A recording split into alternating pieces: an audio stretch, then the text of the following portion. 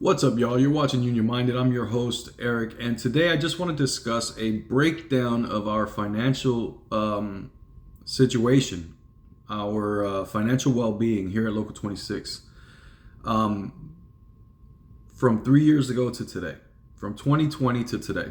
And the reason I want to break this down is because I don't think a lot of us really take into consideration how worse off we are economically today, how less financial freedom we have today as opposed to back in 2020.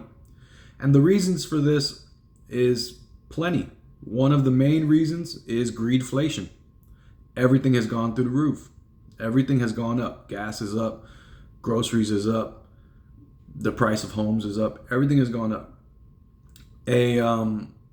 There's a message going around that's come into my awareness that has a pretty good breakdown of the cost increases that have gone on. And I want to read it for you because I thought it was eye-opening. I'm not a finance guy. I'm a blue-collar guy. I work for a living. I just know that my dollar is not stretching as far as it used to. That I know.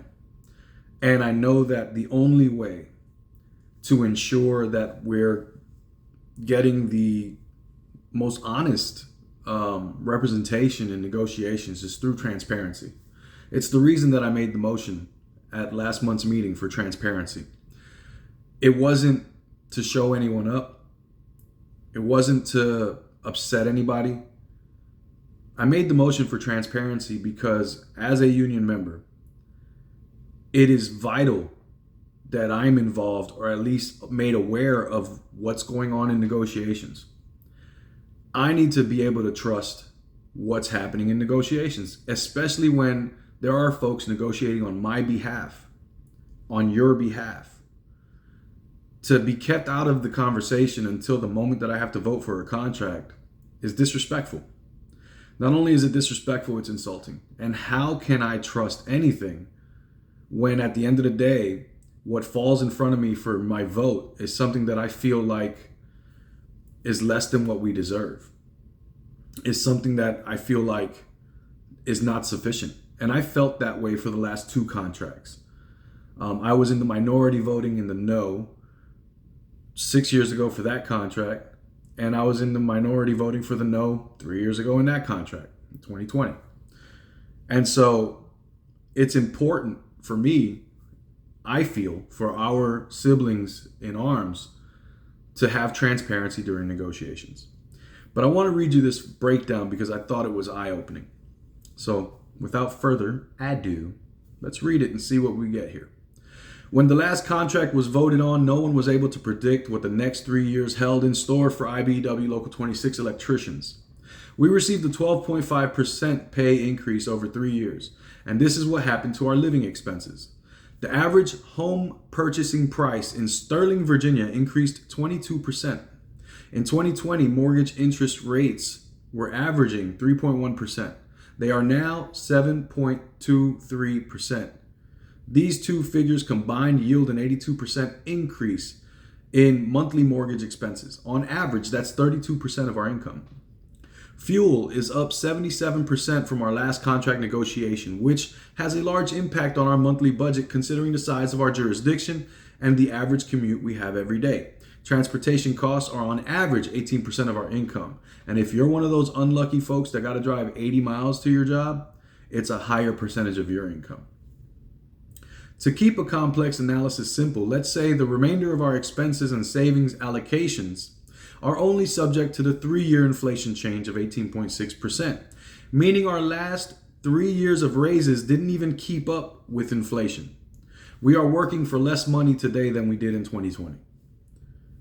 The weighted average of our pay increase based on a cost of living analysis from 2020 to 2023 to be the same financial situation as we were in 2020, our pay today would need to be 40.17% higher than it was in 2020, meaning we need to have on our check today $68.68 an hour just to maintain the same level as 2020.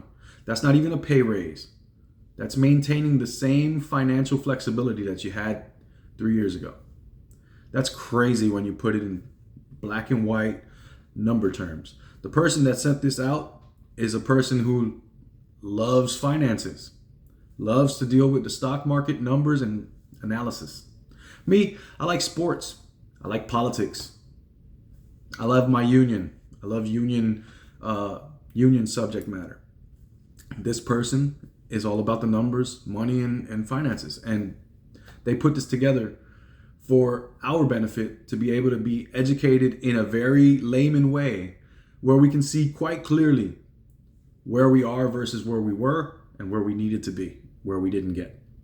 And that's something that in the last contract, I was fighting like hell to get. Our wages needed to be $15 over 3 years back then.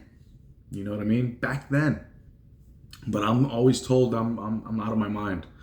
That's crazy. We're gonna price ourselves out of the market. Right. Let me finish this thing so you guys can hear the rest of it. Hopefully, our representatives take this into consideration when the contract is negotiated and voted on by our union members next year, which is when this contract ends, is in May of 2024.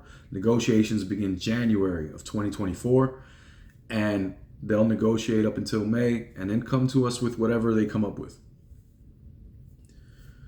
We need to push this in a professional manner as high as we have to, so we can once again be comfortable middle-class blue-collar workers. Amen. Here. I agree wholeheartedly. We have to be more involved and more aware of our situation so that we can provide the strength that our negotiators need when they go into those bargaining rooms, the fortitude that they know, hey, our members are behind us, they're fighting with us, they got our back, and we can fight strong for them.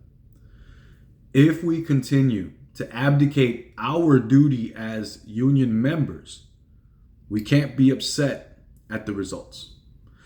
That's the reason I put forth the transparency motion at last month's meeting. That's the reason at this Friday's meeting, it's critical to show up and show out so that we can vote in transparency. The benefit of transparency during negotiations is several-fold. Number one, the negotiating team gets a good idea of what we feel they need to be fighting for. We get a good idea of what they're fighting for and how NECA is responding to that fight. And maybe even we give them ideas of how we change course during the negotiations. It's a 5-month period. With updates to the membership can give input and the negotiators can be well informed when they go back into the room. Critical. The other thing that it does, it increases trust. How many of you guys get your contract and figure out later on and go, man, how the hell did we agree to this? I know that's me every single time. How the heck did this happen? I voted no for a reason. I thought it was too little, not enough, wasn't going to keep up.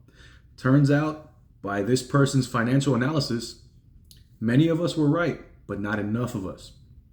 We need to increase transparency so that we can increase accountability and we can increase trust.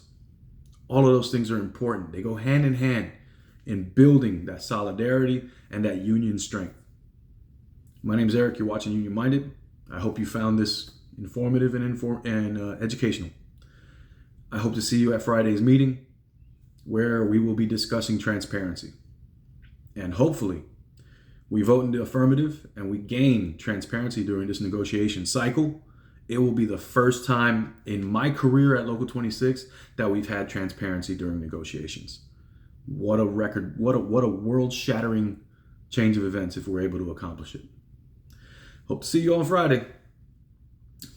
Till then, remember, the fight's not left and right. It's up and down. It's going to take solidarity to win always. Each one teach one. Get out there and reach one. And there can be no union without you and I front and center. Let's go. Peace.